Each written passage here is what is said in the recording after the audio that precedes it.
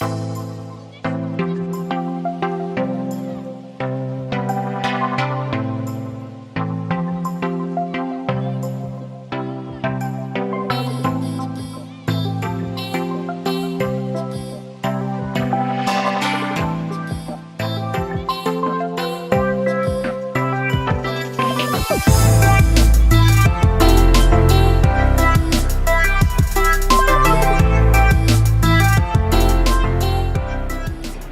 guys, we've come to London today for the Diz London meetup with Pete Werner from Diz and Diz Unplugged. We're just out shopping on Oxford Street, heading towards the Disney store, of course. Have my little Mickey shirt on from Primark, so let's go see what we can find.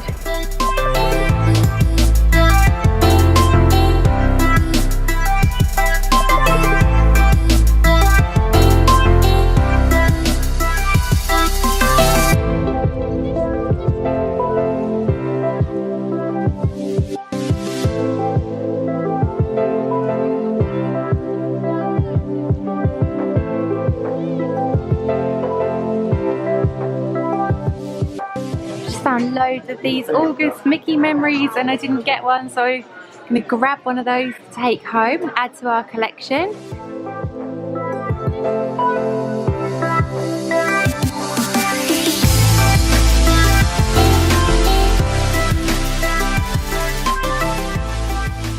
I've got the brand new Danielle Nicole bags that were just released yesterday, which was Friday the 7th of September. Love them. I think this one's my favourite.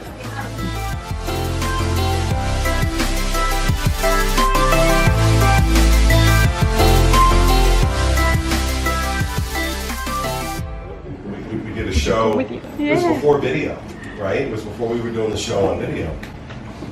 And, you know, we had about, I want to say we had about 70 or 80 people, which we were amazed with, you know. And so when I said, you know, I plan to be in London anyway, I said, let's do a meet, because I haven't done a meet or anything. We're not going to do anything big. It's going to be, and that's kind of what my point of reference was that last thing we did. So when we opened this up and we started getting this response, I was like, oh my God. This is not, and you know, it didn't dawn on me that the audience literally, on an average week back in 2012, we were thrilled if the audience was about 10,000 people for a show. Now it's 100,000.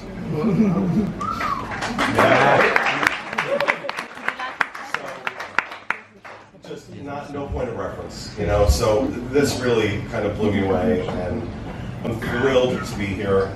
So happy you guys came out, and I want to do a Q&A. Wait, what is wrong with me?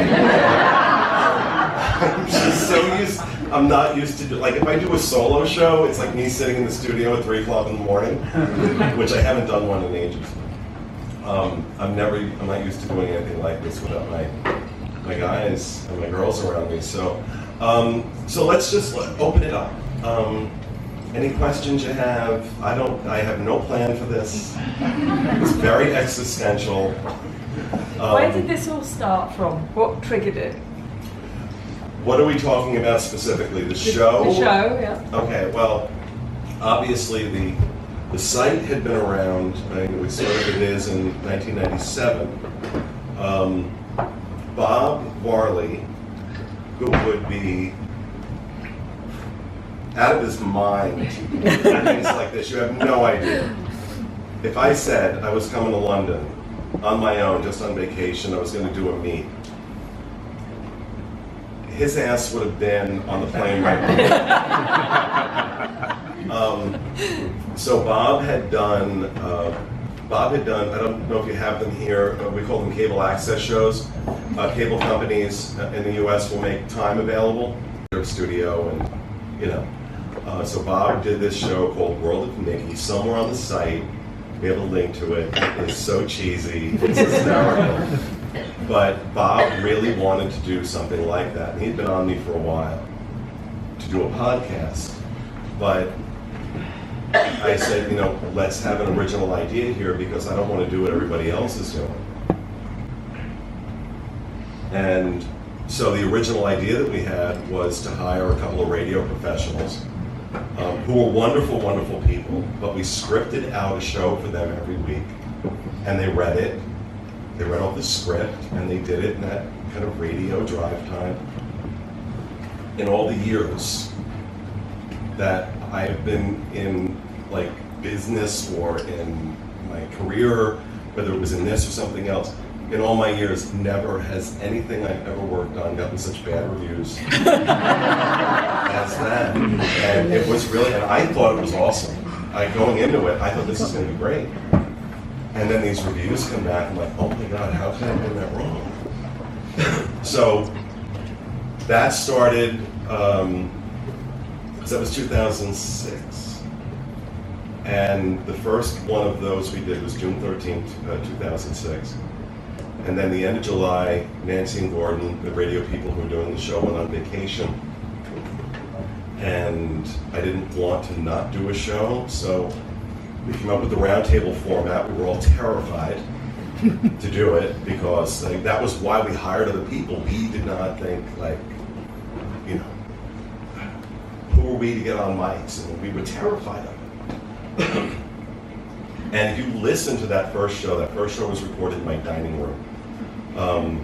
If you listen to that first show, you can kind of hear how tentative we all were. But then there was this flow to it, and I realized, you know what? We're Disney fans. We're all Disney fans, just talking about Disney. And then we got John and Kevin roped in. And we moved it into a small. You could see the original room we recorded the show in. My house has 4 bedrooms. This was the smallest of the 4 bedrooms. Maybe it was, I don't know, 150 square feet. I don't know what that is in whatever you people measure. But it's small in this stage.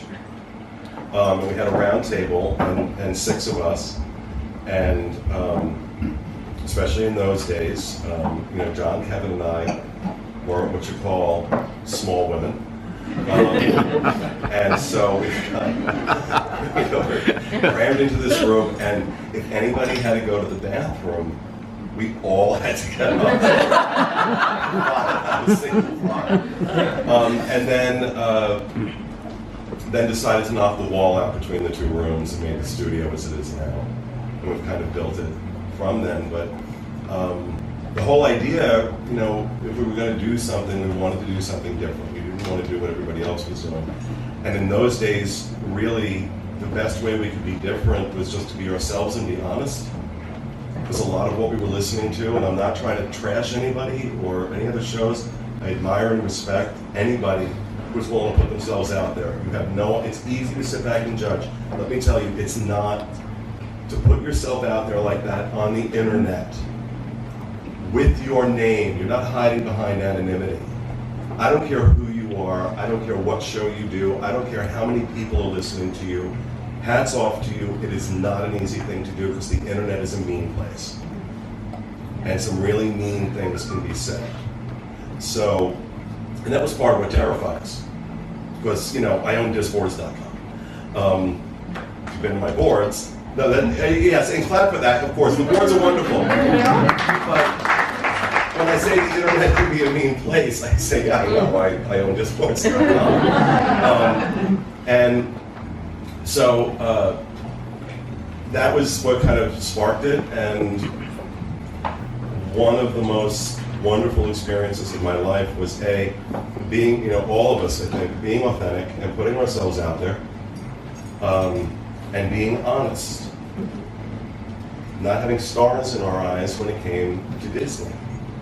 And the kind of response we got back. And the dichotomy has never escaped me that the original version of the show was very scripted, very canned, very inauthentic, and no one liked it.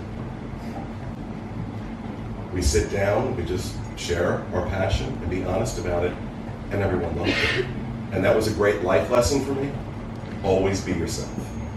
Always be yourself. There are always going to be people who don't like you. There are always going to be people who think they can do it better. God bless. I like to focus on the ones who enjoy and admire what we do. Who the hell is calling me? This is the 5th time this number has called me. And it's like it's like a battle of wills. Like, how many times am I going to decline it? How many times are you not going to voice? Most memorable Disney experiences. Best and worst. It's really hard to narrow down a best. I'm not trying to avoid the answer. It's really hard to narrow down a best when you do what I do, because this has got to be in the best category, right? Come on, look at this. It's such an easy question. And worst, I don't know. I guess I just don't. Like, if I have a topic, like if you're asking me best and worst restaurant, best and worst this, best and worst that. But if you're talking about Disney in general, there may be individual things, individual elements of experiences that are not up to par. God knows I have no problem pointing that out. But, you know, and I tried to explain this to Disney years ago, because when we first started doing the show, because, you know, keep in mind, you know, I'm also an owner in Dreams that sells Disney Vacations, and they could not comprehend what are you doing? You're taking pot shots at this and that. But well, I never take pot shots. I'm telling you, it stinks. It's not a pot shot. It's just honest feedback. Now you're thin-skinned, too bad. There it is. And they are, my God, world, not land.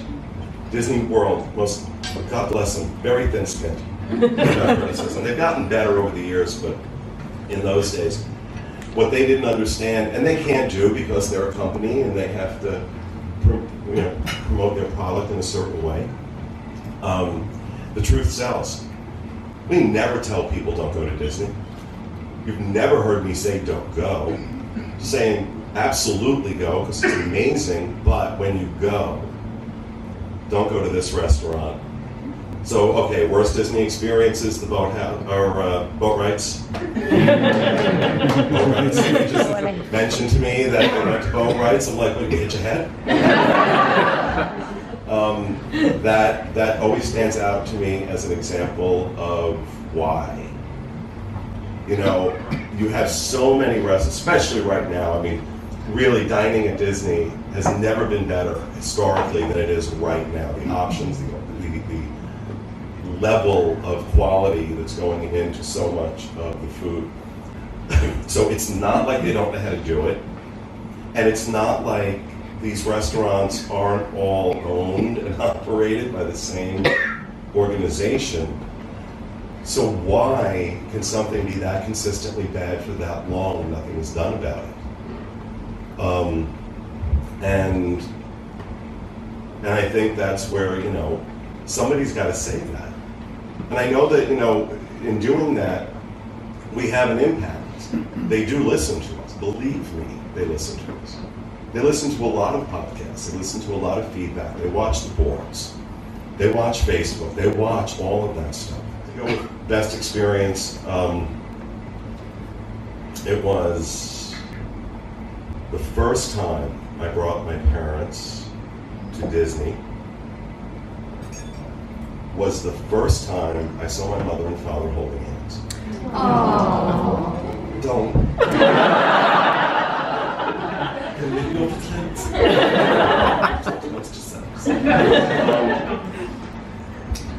Walking into Epcot and seeing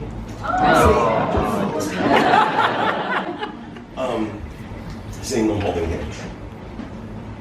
And it was just like, I always think about that. Because, you know, we can talk about the restaurants, we can talk about the rides, we can talk about the hotels and the elements and this and that, and what do we think of this? At the end of the day, the reason you are all in this room right now, the reason I'm sitting up here, the reason we are so obsessive about going to this place are moments just like that. Okay, this is all emotional. We can never lose sight of that fact. This is we make an emotional connection. For me, when I've told my story, that I was early in my recovery from alcohol and drug addiction, and I got to go to Disney for one day. I promised myself as a kid, my parents could never afford the trip, that I was going to go when I was old enough. And I was a little over a year sober when I went the first time. And I remember walking into Epcot and Horizons and Spaceship Earth with Walter Cronkite. Yes, yes. And walking around, and everybody was so friendly, and everything was so clean, and everything was so larger in life, and no joke at all. I said to myself, this is what I did drugs to feel like. Everything was good. Everything was happy. You know, that's what you chase. When you're an addict, that's what you chase. You chase it to Disney. I'm trying to transfer my addiction over. But again, it's emotional. The number of emotional experiences I've had, I can't put in words. I couldn't list them because they happen all the time. They happen all the time. I'm fortunate enough to do this. I'm fortunate enough to live there and get to go whenever I want. Sometimes those emotional experiences are negative. The Halloween party. Sometimes they're very positive. I realize I didn't directly answer your question, but that's the best I can do. So what else? Where would you like to go next? Like, what would you like to do next? Go bigger? With the boards? The boards, the show, the brand, as it were. I have an answer for that. Whether or not I can give it, I don't know. We won't tell anyone. Of course you won't. No one here is on social media.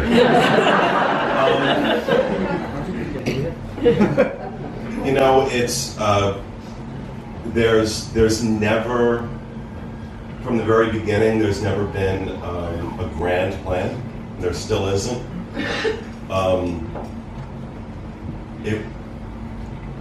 It really is, you know, somebody said to me once, the best way to live your life, imagine you're a small boat in a big ocean and just pitch your sail and see where the wind takes you.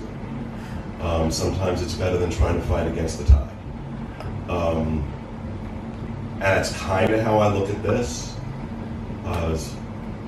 The best part about my job is I get to say, wow, that's really cool, let's do that. And if it works, great. If it doesn't, okay, we'll move on to something else.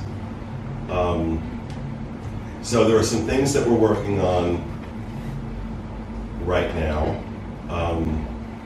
We are in the process, very early process. It's not going to happen. I wanted it to happen by the end of the year. It's not going to. We are in the process of moving the studio out of my house and into a place that people could visit.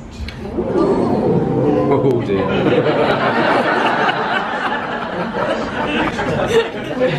What's that? Make sure it's done by April next year. Okay, we'll do that. Trying to find the space. I've literally looked at about 20 different spaces and said no to all of them. John, bless him, he's like, no, get a warehouse. It's funny you mentioned Paris. As you know, Disney took over majority control last year of Disneyland Paris. And I was in a meeting with somebody at Disney back in April, and I was complaining to them how difficult it is for American companies, American agencies to book Disneyland Paris. It's a nightmare for us to book Paris.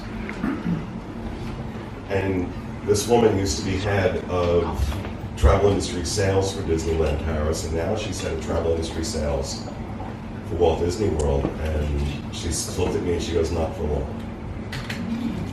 And I noticed recently that the consumer-facing engine for Disneyland Paris looks an awful lot now like the consumer-facing engine for Walt Disney.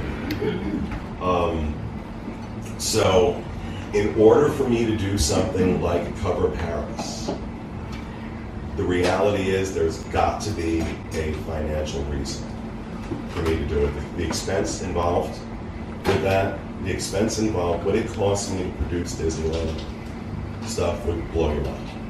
If there isn't a way for me to monetize it the way that we need to, it's not something I could ever do. Would I love to? I would, absolutely. But I also don't want to do anything we can't do well, and right now I think there are podcasts and websites out there doing a far better job with Disneyland Paris than I ever could. And so, you know. What's your favourite resort and why? That was my question.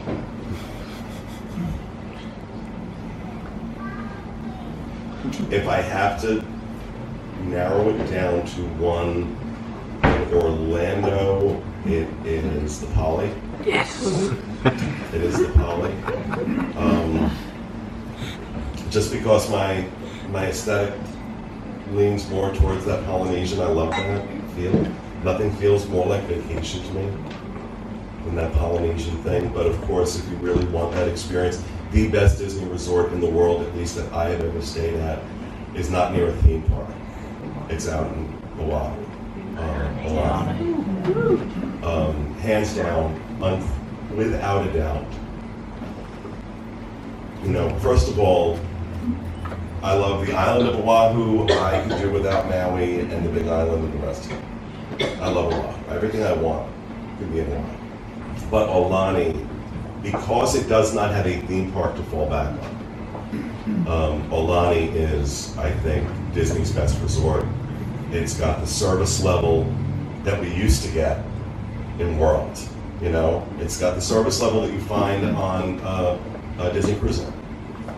And food, rooms, but the details. Joe Rohde did such a brilliant job with the details of that resort.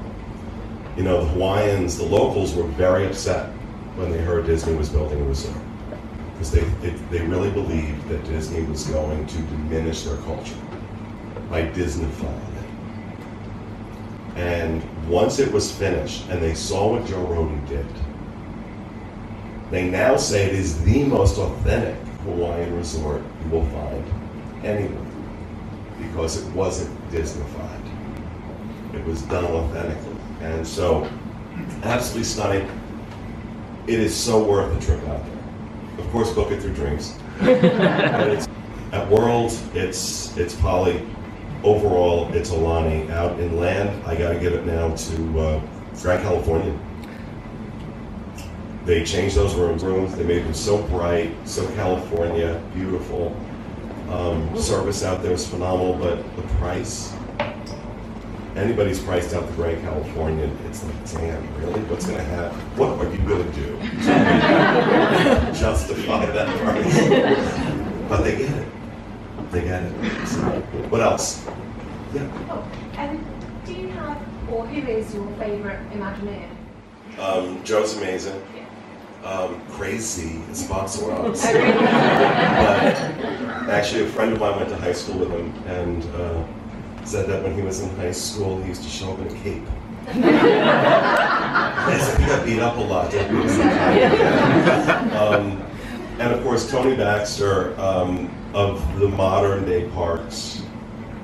You know, Tony Baxter was the guy who shepherded in Splash Mountain, Thunder Mountain, a lot of the attractions that, for those of us who came later to the game, are classics.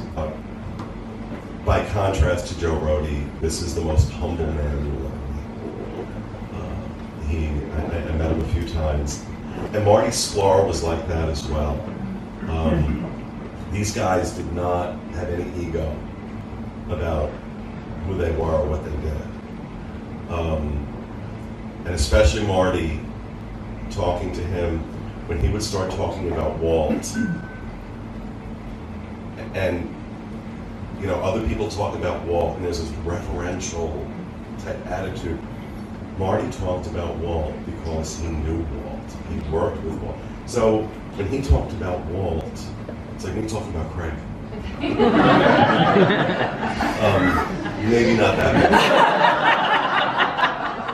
much. Me talking about Corey. Well, this is being filmed, isn't it? But yeah, I mean, just that familiarity. And it's when it kind of dawns on you, my God, You sat in the room with him. You worked with him. And I remember asking him, no, this was actually Bob Gurr. Jet lag. We'll go with that, not age. Asking Bob Gurr, you know, like sitting in a room with Walt, did you ever say no? Like if you said, can you do this, did you ever just turn around and say no? And he looked at me and said, no. We said yes, but. So can you do this, Bob? Yes, but we're going to have to invent technology that doesn't exist. And a lot of times Walt would say, okay, we'll go and do that. That's how we got this. That's how we got all this. So Bob would have to be on that list too, I imagine. Here I am, I'm hedging these answers like crazy. I just named like 4 engineers. What else? Sorry? Favorite ride? Pirates in Disneyland. Yeah. Pirates in Disneyland. That one was done first. What the hell were they thinking with ours? There's a cohesive story to that one. That makes sense as you ride through it without somebody explaining to you what the story's supposed to be. We don't do that. No, Pirates. I mean, I'm a big Haunted Mansion fan. Yeah. Love the Haunted Mansion, but I have to say favorite, it's probably Pirates. Disney World? Pirates in Disneyland, Haunted Mansion. Yeah, I'll give the edge to World on Haunted Mansion. Ours is better. Not with the Halloween overlay. The Halloween overlay is only 3 months long. It's still amazing, but ours technologically is much, much better. Especially as you get to the end of the ride with the hitchhiking ghosts and stuff. I mean, they do have the Hatbox Ghost, which is really cool, but overall, I gotta give it to World. What else? If you could go on a ride with Walt, which one would it be? Something where I wouldn't smell his decomposing corpse.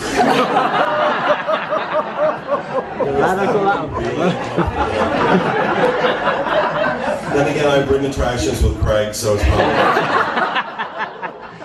Still on camera.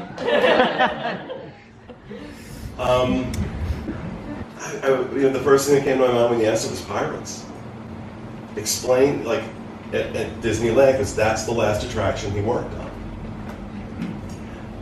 And if I could go through that attraction and have him describe what the creative process was, because that is fascinating to me. When you talk to these guys about their creative process, it's damn.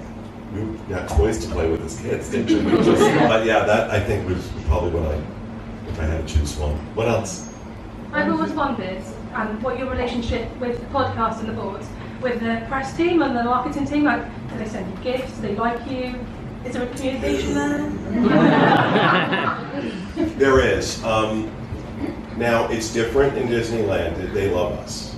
We work very closely with them, so you'll notice we've done a lot of special productions out in Disneyland, because to do some of the things I want to do, I need access.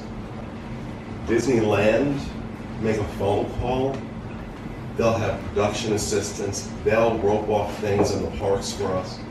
They're incredible. We did what we love about the Disneyland Resort this year. But when you see me do things like that,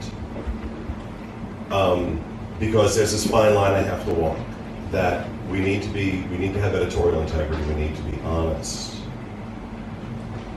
I can't work with them directly on something I'm reviewing. So that's where we came up with the idea of what we love, because it's still being honest and authentic. We're not telling anybody, this is what you're going to talk about, and you're going to say you love it. I ask them, what do you love? And we work. How dare you? Surprised it's not mine. She is trying. Everyone stare at her while she's Should have got a Mickey. Minnie. So what we try and do is, that's where we come up with that idea. This way it could be authentic, it could be honest, but also very positive, so that whenever you see what we love, we're working with PR and marketing. So we did it with the Deluxe Resorts in 2016. We did it with Disneyland, but as a result of what we did with Disneyland this year, what we love, they actually called me back in June and said, we have an idea. We want to see if you're interested. We want you to do interviews with cast members in unusual roles. Would you be interested in doing that? Like, yeah. So we were out, we did our Adventures by Disney Backstage Magic at the end of July and early August, and at the end of that trip, we took 3 days and we filmed with a parade float driver. Okay, let me tell you something. First of all, they let us backstage with cameras in the parade warehouse. They let Rhino in a parade float with the camera. I'm going to tell you, amazing, right? They're awesome with it. So we had a parade float driver. We had the woman who does resort enhancement. Sounds boring. This is the woman who has to design everything for Halloween. Design everything for Christmas. Every one of those display windows on Main Street, this woman does. Fascinating stuff. The arborist, the guy who is in charge of all the plants and what goes into that. And the other one we did was the show choreographer for Fantasmic. And they led us backstage to watch them rehearsing for Fantasmic and take us through the process of what they do to train somebody to be in the show in Fantasmic and what's involved with it. That first of those should be going up in a few weeks. So with Disneyland, it's great. Disney World, it's a bit different. I often say it's like dealing with two entirely different companies. Disney World, and I understand it, I don't fault them for it. There have been times I have been unfairly harsh. One of the traps you can fall into when you go off on a rant and you get all this positive response from it, you think, oh, if I do this, people like it. So sometimes I think I would let my emotions get away from me, and I would go too far. So they are not completely unjustified. However, in feeling the way they feel. However, I would say in the last 5 years, in realizing that, I've tried to be a lot more fair. Still be honest, but maybe not some of the ad hominem attacks in my head that people are spending all this money. For some people, it's a once-in-a-lifetime thing. Somebody's got to tell them the truth, at least as we see it. I can have an experience that's bad, you can have an experience that's good, we're both right. Just I have a microphone. That's the only difference. But that's always kind of what drives it. And if doing that upsets Disney, too bad. Take your access. I've done fine without it. So at the end of the day, as long as we stay focused on that, but... More things, we love Disney. You've mentioned it 2 or 3 times about the difficulty with Halloween party. Why? I'm just curious why you didn't like the Halloween party. What was crowds. Look, okay, so they're asking you, depending on whether you're an annual pass holder or not, to spend anywhere from, and depending on what night you go, between, and see, they're gonna get me started there. They're asking you to spend anywhere between $70 and $100 on top of what you're already paying to be there, on top of your multi-day ticket. One of the only possible reasons for you to do that is that it's less crowded. Because it is the #1 problem we have right now, is that the parks are too crowded. The lines are too long. Navigating my Disney experience and FastPass Plus is a nightmare under the best of circumstances. So if you're going to spend that money, you know what? I should have an amazing parade. I should have all the candy I want. I should have an incredible fireworks display. And I should be able to walk on virtually every attraction. And if all those things aren't true, then you have failed me. I did the first two. The first one was a nightmare. It was an absolute nightmare. I know for a fact they were supposed to sell 22,000 tickets and sold 30. I know that for a fact. The second one wasn't as bad, but it was still more crowded than anything I was seeing last year. Now, we're coming up to the point where they start doing multiple parties every week. So I think going forward, you will see those parties be less crowded. Now, obviously, as we get closer to Halloween, you know, it'll get more crowded. Also, once Universal starts Halloween Horror Nights, that also, they compete, believe it or not. That does make a difference. It's one of the reasons Disney is starting so much earlier, I think, this year, is that they are, the split stays that are happening between Disney World and Universal make Disney very, very nervous. And I know that a lot more of it's happening because more and more when I'm in the Universal parks, I get recognized. So I know that my Disney folks that watch our show are now going over to Universal. So that helps with it too. But I think it's time for them to up their game with the fireworks, up their game with the parades, stop being so damn cheap with that candy, and for the love of God, with the crowds already. You know, they are their own worst enemy with that stuff. And I get it, they're a business, they need to make money. I don't think they're in any danger of going bankrupt. You know? So that's why. What else? Yeah. We're Club 33 and then something. You had an end date. No. What do you need to do? Actually, I mean, John and I were just talking about this last week. I can get in. I can get one. We don't know if we want to just yet. I could get in out in California. Because what they did was they did away with the waiting list and they just made it so absurdly expensive. I want to say, I heard it was for an individual, and this was a lower tier membership, $65,000 to join. That's the land one. And that's the lower tier one. They go up with it. I think I was hearing 25 or 30,000 to join and 15,000 a year in dues. But I don't know, like, I'm not going to join it just for the sake of joining it. I don't like the fact there are no restaurants, there are only lounges. So I don't know. But I have enough connections that if I really, really wanted to get a membership, I could. And John wants to. John wants to. I'm like, you're never in the parks. Why are you? But Pete, you were saying about the crowds. What do you predict for the 50th anniversary? Are they going to have enough rooms? The price is going to go through the roof? Yes.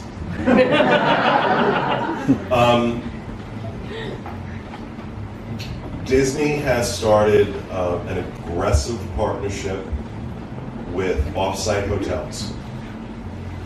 They are really pushing us to start booking people into the Disney Springs hotels, some of the other hotels that are in the Lake Buena Vista area,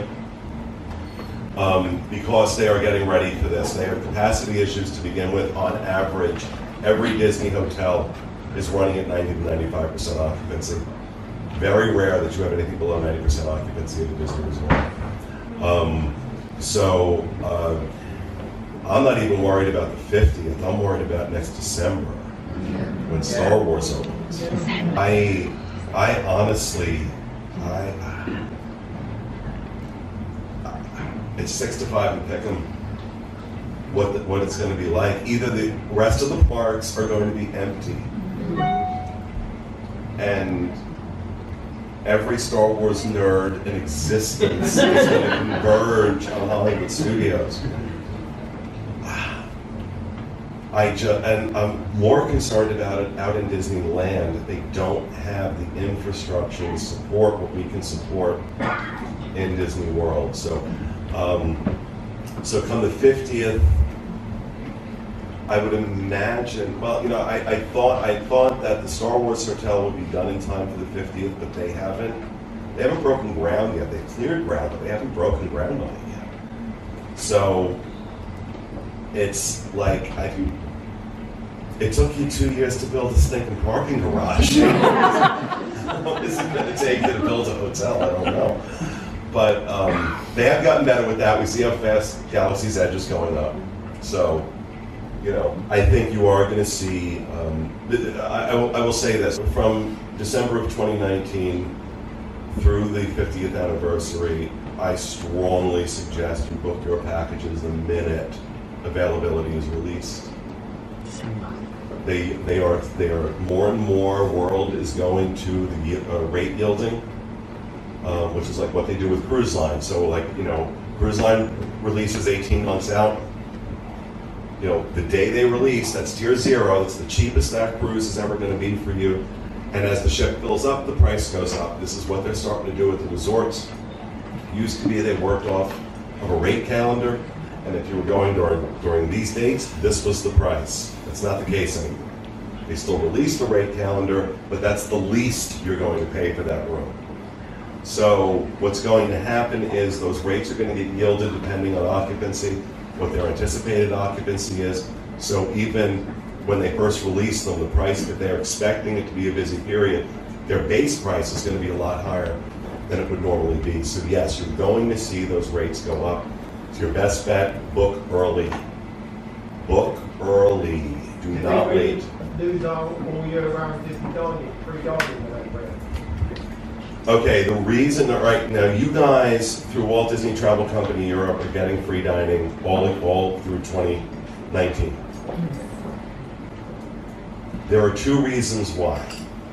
Number 1, Disney is experiencing a lull right now because of anticipation of Star Wars opening. So people are saying, I'm going to wait.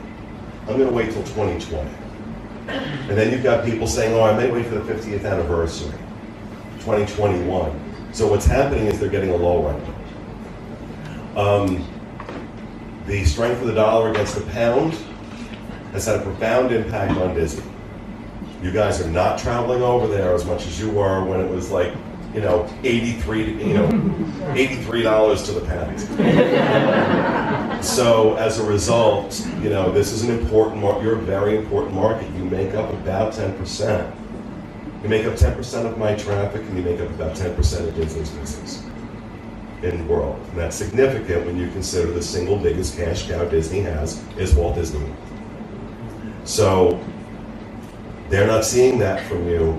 So food equals love, and here you go. Eat everything you want. You talked earlier about Halloween Horror Nights and how that kind of impacts on the Disney mix on scary parties. Every year we've seen Universal kind of expand on their attractions and try to make the result a more pleasurable place to stay for people. Do you think Disney should be looking at maybe a slightly older audience in terms of attractions and new developments when they come? No, I don't. Universal cut into that market much, much bigger than Disney ever thought they would with Harry Potter. Up until Harry Potter, it was just not a threat. And you all know that Disney was the first one they went to with that. And Disney wouldn't give up the level of control that was required. At that point, Universal was like a $3 hooker. They'll take anything. And so, but you know what? Paid off for them. Paid off for them. And so now we have this incredible battle going on between these 2 behemoths. When Comcast took over Universal, there was some deep, deep pockets backing that. Because, you know, prior to that, you know, Universal was like an orphan. It was just getting bought up by these different companies, and these companies were just trying to cash out and not really be interested in it. Comcast saw what a potential was there, and is just sinking so much money into it. And I remember when they first announced Harry Potter coming to Universal, I remember talking with folks over at Disney, and they were laughing about it. The year after it opened, they weren't laughing anymore. They're like, oh, wow, no, there's actual market shift going on. So I think Disney needs to, Disney's job is impossible right now. They have to lower the crowds, lower the price, expand the offerings, and give us entertainment no one's experienced before. And you've got to do it for every member of the family, whether it's a toddler, a 9-year-old, a tween, a teen, an adult, families, grandparents, gays. You have to. It's a really tough job to do. I don't think we talk about that. All right, guys, thank you so much. I can't tell you how much. Okay, one more. I'll tell you how much we raised. Oh yeah, that's right. We were raising money. We raised £180, so that's about $235. So we'll round it up to $500 for you. Oh, isn't that nice?